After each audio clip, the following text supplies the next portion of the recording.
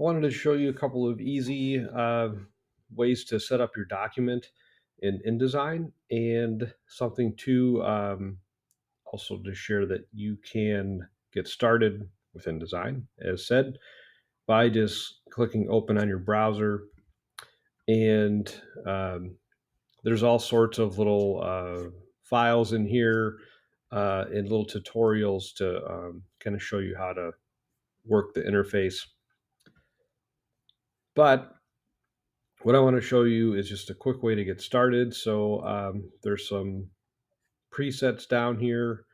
If you click more presets, you start to see other um, options here. You can also do custom. Um, there is things set up for print, web, and mobile. You'll notice that under mobile and web, they're both measured in pixels. And you can see this under here, units as well. Okay, so back to print, it says picas, which is a printing term. Uh, I work in inches for all my documents, and that's how I communicate with printers. So I'm going to change it to that, inches.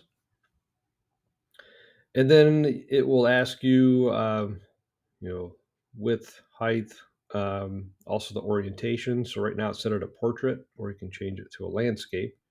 You can see the screen changing in the background because I have this preview checked. I'm going to turn that off for a minute.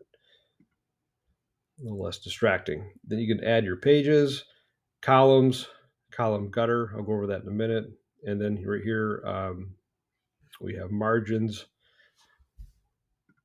Here, basically, it's this space between this line and the edge.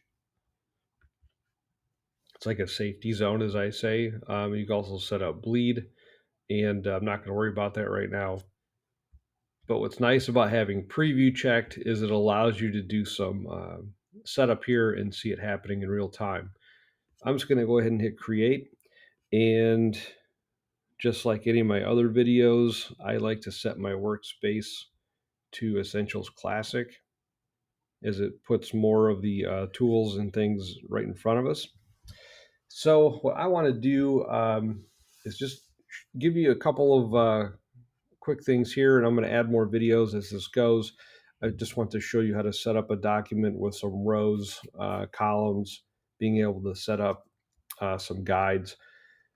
So right now I got this blank sheet. You can see I got this rectangle going around it. That's the margin.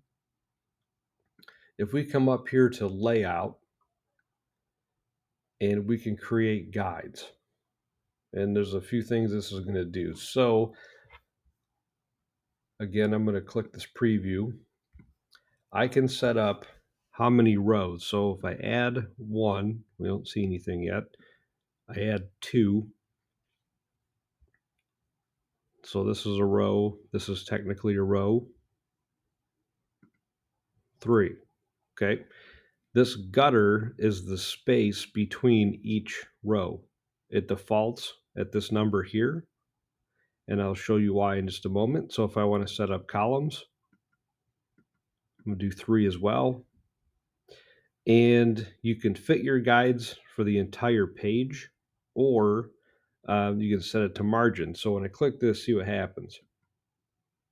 Okay, it does an adjustment. So if you look at these corners, this is where you're really going to see the difference. Okay, so what this is doing, it's aligning these rows and columns to this margin, making sure that everything that is important isn't going to get cut off. So now everything kind of fits in here evenly. I'm just going to hit OK. And here's a beginning of what could be a document. As you see in your toolbar, a lot of these look the same as Illustrator, some as Photoshop, and of course there's quite a bit that's also new or different. We have a direct selection tool right here, a selection tool, a page tool, and so forth. What I'm going to do is jump into this type tool, and I'm going to click here and drag all the way inside of that box. Okay. got my blinking cursor. I'm gonna go up to type, and I'm gonna come all the way down almost to the bottom to where it says fill with placeholder text. So this is just text. That's all it is. So this is placeholder text is good for playing with the layout, getting some ideas, and since I set up those three columns, I want to be able to see those. But since I set them up, here's the nice thing: if I go up here, there's this little icon. It says number of columns. You see that? There's three right there. If I arrow up, I get my three columns. Okay, and they all fit within there. Now here's where that gutter comes into play. Here's that space. So if you look at websites, it could be a newsletter, it could be a PDF, whatever. This is the type of layout that's used just so it makes it easier to read. Um, you know, news, books, whatever. So if you have textbooks, you'll see this type of thing going on as well. Now, with this select, I'm just going to click once with this selected. I'm going to go up here to type, and all the way to the bottom, show hidden characters. So I'm going to zoom in. As you can see, there's these dots. That means there's a space in between these words. Okay, that's important. This will tell us that there's a paragraph. Well, we don't have any spaces in our paragraph, so this tells me that I should probably put some spaces in, separate things a bit. You can see where this is going. It's pretty simple. But this leaves out a lot of guesswork because later on, when you learn how to import, let's say, a Word document into InDesign, you have the ability to choose what you want to import, meaning it could be all the formatting from Word.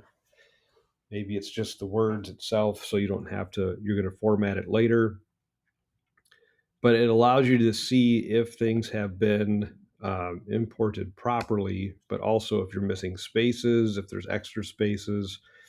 It just helps with the process of elimination of trying to perfect your document. So, problem that we just ran into is adding those spaces in. Now we have text that's hidden. So whenever you see this little plus sign, and even though I am zoomed in at over 700%, you can see it doesn't get any bigger. So basically what that means is there's text hidden. And if I expand my screen, you'll see down here, it says one error. We'll go over this a little more too. But basically, this will tell me about errors in the document, and we'll get to that in another video. So in order to get this text out, we probably want to create another page, or we need to figure out how to either work with the space that we have in the text. In this case, we're going to have to add a page. So I'm going to come over here to pages and add, and here's a new one. So what I'm going to do is the same thing all over again and add my columns and all of that, hit OK. And so now I'm going to click back up here, that little plus sign. And once you have it, you see this looks like a little hidden text. I'm going to click up here like I did in the previous page, drag this out, and there it is. Put in my 3 rows. So here's a nice thing. Okay, so we're not done. Let's say we have imagery to add in. Okay, maybe it's a rectangular photograph, and we're just going to fill it with color for the moment. And it's supposed to fit in here. Maybe it's supposed to go like this into this paragraph, just for pretend. Well, we need to be able to make the text go around it, because right now I'm just covering things up. So that's, going to be a problem. So let's fix that. There's a text wrap over here. Click on this, and you see there's options. This is where we're at right now. It says no text wrap. The next one over says wrap around bounding box. So whenever we see a box around an image, shape, whatever, that's called the bounding box. And I'm going to go ahead and hit that. As you can see, everything shifted. What's nice here is you can bump out the top. It's called offset. So, if I wanted to make sure I have a little extra space, as long as this is linked as active, it does all four sides. Where this could be a problem is if I'm adding a lot, but you see with this checked, it's pushing out into the next column. So what I might do instead is take it back, uncheck this, and say I bump out the top, the bottom, and it wraps really nice. See, move the text to the next page. If you need to add in a caption below this image, I'm going to draw this out just next to it. Placeholder text. And I'm going to make it a little bit smaller. It's a caption, so maybe I'll